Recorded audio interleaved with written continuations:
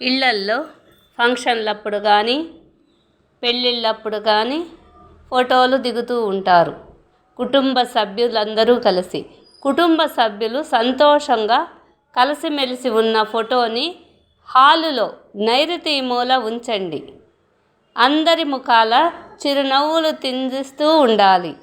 చిరునవ్వులు చిందించే ఫోటో ఉన్నట్లయితే ఇటువంటి ఫోటో కుటుంబంలో శాంతి సంతోషాలను నింపుతుంది. అత్తాకోడళ్ల మధ్య ఐక్యతను పెంచుతుంది. ఫొటోస్ దిగేటప్పుడు కుటుంబ సభ్యులు ముగ్గురు కలిసి ఫోటోను తీసుకోకూడదు. కుటుంబ సభ్యులు కానీ స్నేహితులు కానీ. ఎందుకంటే మధ్యలో ఉన్న వ్యక్తి ఎప్పటికైనా విడిపోతారట.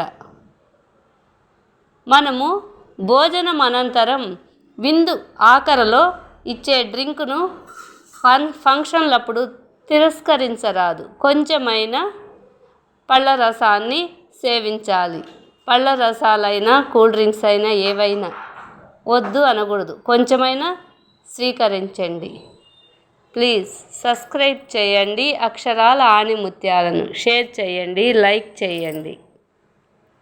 అక్షరాల ఆణిముత్యాలను అందరూ ఆదరించండి. కామెంట్స్ పెట్టండి. నాకు తెలిసి తెలియక చేస్తూ ఉన్నాను. ఎలా ఉన్నాయో వీడియోలు కామెంట్స్ పెట్టండి.